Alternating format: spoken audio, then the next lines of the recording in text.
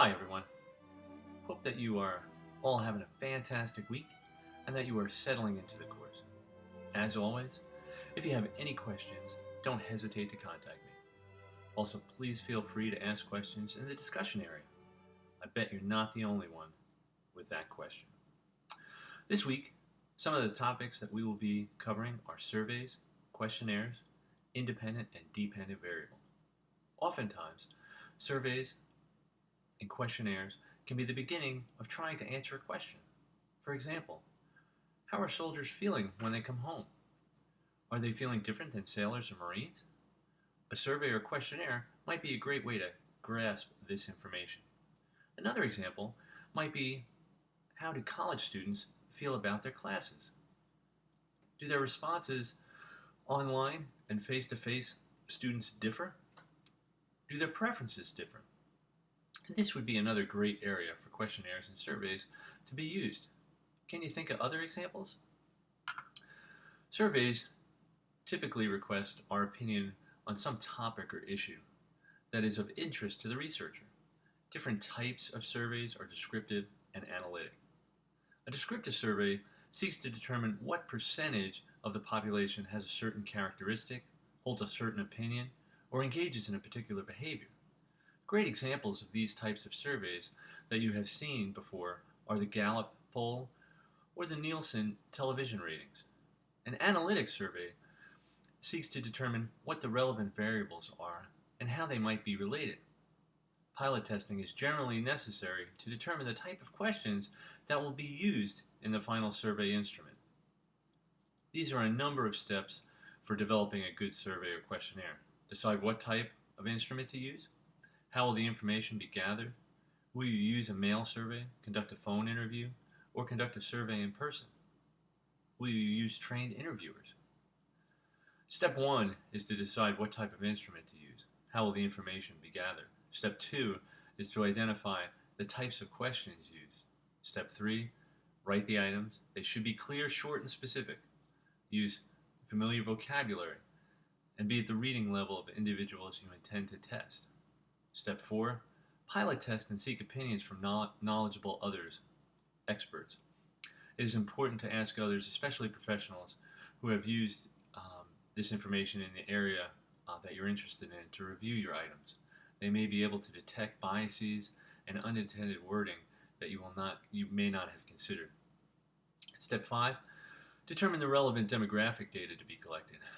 Items such as age, gender, annual income, size of the community, academic major, and academic classification are all and could be important. Determine administration procedures and develop instructions. Instructions must be clear, concise, easy to follow, and thoroughly rehearsed for in-person and phone interviews. And how will informed consent be obtained? As a researcher, then you can decide on your survey administration procedures. Do you mail surveys, conduct personal interviews, or do telephone interviews? For mailing the surveys, the advantages of doing the survey this way is that the researcher does not have to present the survey is being completed, and surveys can be sent to a much larger number of participants than a single researcher could ever hope to contact in person. The disadvantages are that the researcher cannot be sure who actually completes the survey. There is no guarantee the respondent answered the questions in the same order in which they appeared in the survey. Typically, the return rate is low.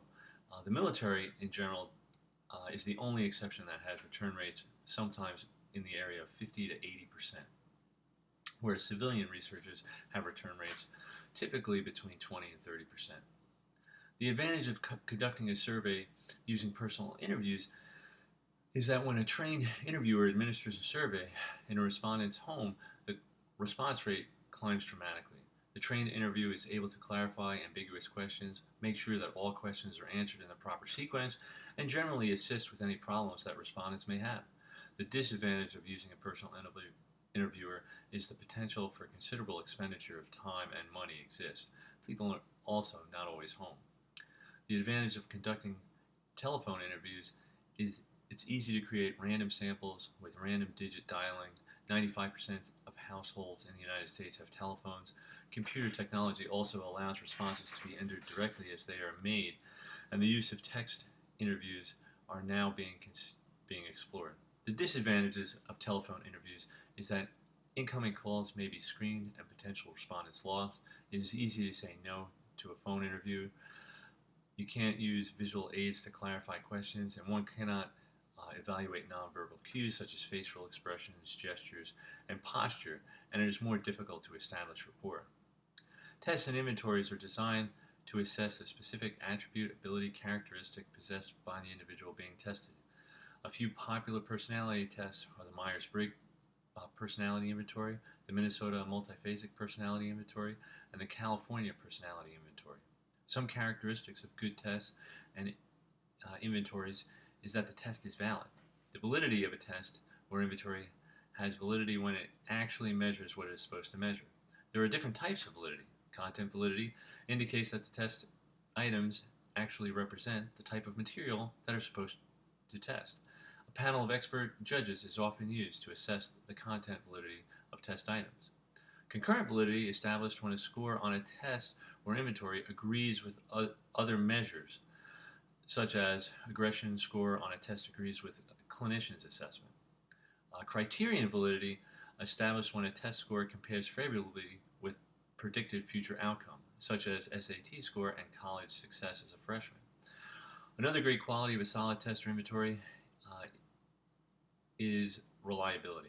Reliability refers to the extent that the test or inventory is consistent in its evaluation of the same individuals over repeated administrations. The greater the similarity between scores produced by the same individuals on repeated administrations, the greater the reliability of the test or inventory. There are a few ways that a researcher can examine the reliability of a test: test-retest procedure and split-half technique. There are a number of different types of tests and inventories: achievement tests like the SAT and jury, aptitude tests like the ACT, and personality tests or inventories like the MMPI and the Myers-Briggs. One of the things a researcher needs to do is sample the population. Since you can't always ask everyone in the United States or the world to take your survey, from your tests, what are some basic research strategies for sampling? Surveys and questionnaires are around us all the time.